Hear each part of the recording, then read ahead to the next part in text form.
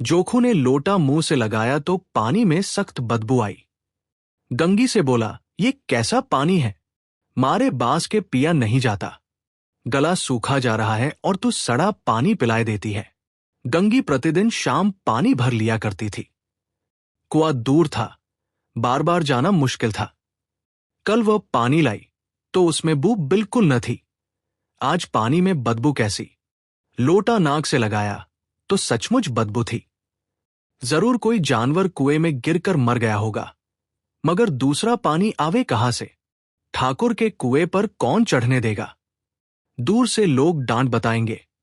साहू का कुआं गांव के उस सिरे पर है, परंतु वहां भी कौन पानी भरने देगा? कोई तीसरा कुआं गांव में है नहीं। जोखू कई दिन से बीमार है।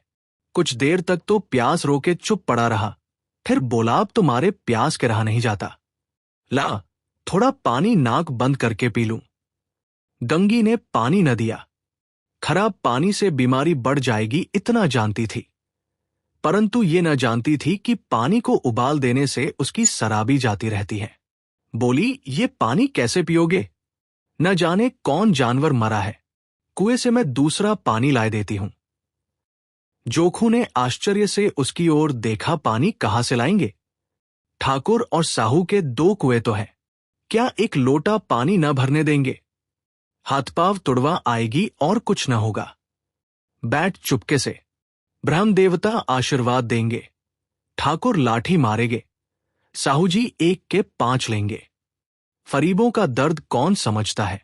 हम तो मर भी जाते हैं तो कोई द्वार पर झांकने नहीं आता। कंधा देना तो बड़ी बात है। ऐसे लोग कुएं से पानी भरने देंगे? इन शब्दों में कड़वा सत्य था।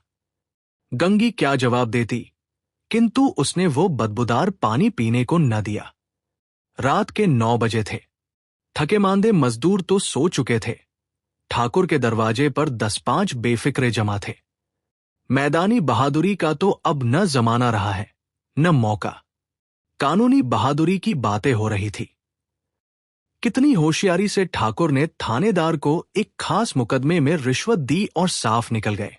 कितनी अक्लमंदी से एक मार्के के मुकदमे की नजर ले आए।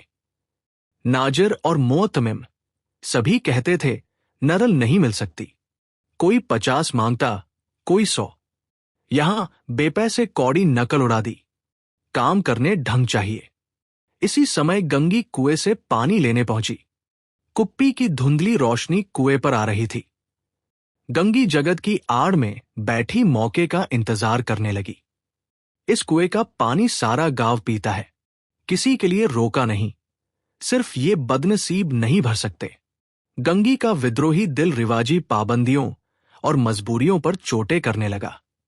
हम क्यों नीच हैं और ये लोग क्यों ऊंच हैं? इसलिए कि ये लोग गले में तागा डाल लेते हैं। यहां तो जितने हैं एक से एक छंटे हैं। चोरी ये करें, जालफरेब ये करें, झूठे मुकदमे ये करें। अभी इस ठाकुर ने तो उस दिन बेचारे गडरिये की भेड़ चुरा ली थी और बाद में मारकर खा गया। इन्हीं पंडित के घर में तो 12 मास जुआ होता है। यही साहू जी तो घी में तेल मिलाकर बेचते हैं। काम करा लेते हैं, मजूरी देते नानी मरती है। किस किस बात में हमसे ऊंचे हैं। हम गलीगली चिल्लाते नहीं कि हम ऊंचे हैं, हम ऊंचे हैं। कभी गांव में आ जाती हूं तो रस भरी आंख से देखने लगते हैं, जैसे सबकी छाती पर सांप लौटने लगता है। परंतु घमंड ये कि हम ऊंचे हैं। कुएं पर किसी के आने की आहट हुई।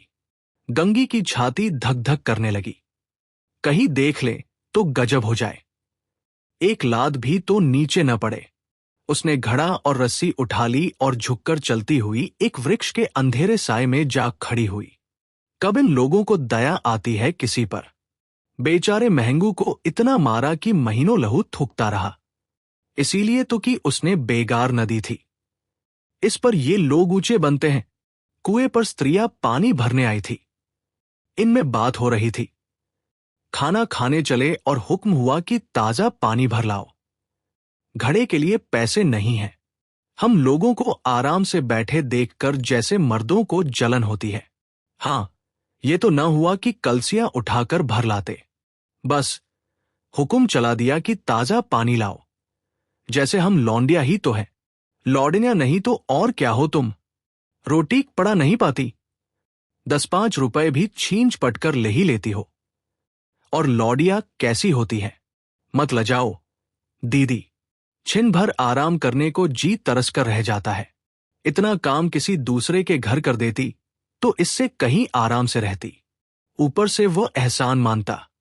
यहां काम करते करते मर जाओ। पर किसी का मुंह ही सीधा नहीं होता। दोनों पानी भरकर चली गई तो गंगी वृक्ष की छाया से निकली और कुएं की जगत के पास आई। बेफिक्रे चले गए थे। ठाकुर भी दरवाजा बंद कर अंदर आंगन में सोने जा रहे थे। गंगी ने क्षणिक सुख की सांस ली। किसी तरह मैदान तो साफ हुआ। अमृत चुरा लाने के लिए जो राजकुमार किसी जमाने में गया था, वह भी शायद इतनी सावधानी के साथ और समझबूझकर न गया हो। गंगी दबे पांव कुएं की जगत पर चढ़ी। विजय का ऐसा अनुभव उसे पहले कभी न हुआ था। उसने रस्सी का फंदा घड़े में डाला, दाएं बाएं चौकन्नी दृष्टि से देखा जैसे कोई सिपाही रात को शत्रु के किले में सुराज कर रहा हो। अगर इस समय वो पकड़ ली गई तो फिर उसके लिए माफी या रियायत की रत्ती भर उम्मीद नहीं। अंत में देवताओं को याद करके उसने कलेजा मजबूत किया और घड़ा कुएं में डाल दिया। घड़े ने पानी में गोता लगाया, बहुत ही आहिस्ता, जरा भी आवाज न हुई। गंगी ने 2-4 हाथ जल्दी जल्दी मारे। घड़ा कुएं के मुंह तक आ पहुंचा। कोई बड़ा शहजोर पहलवान भी इतनी तेजी से न खींच सकता था। गंगी झुकी कि घड़े को पकड़कर जगत पर रखे कि एकाएक ठाकुर साहब का दरवाजा खुल गया। शेर का मुंह इससे अधिक भयानक न होगा। गंगी के हाथ से रस्सी छूट गई। रस्सी के साथ घड़ा धड़ाम से पानी में गिरा और कई क्षण तक पानी में हिलकोरे की आवाजें सुनाई देती रही। ठाकुर कौन है, कौन है, पुकारते हुए कुएं की तरफ आ रहे थे और गंगी जगत से कूदकर भागी जा रही थी। घर पहुंचकर देखा कि जोखू लोटा मुंह से लगाए वही मैला गंदा पानी पी रहा है। जय हिंद दोस्तों, प्लीज लाइक एंड सब्सक्राइब करना ना भूले।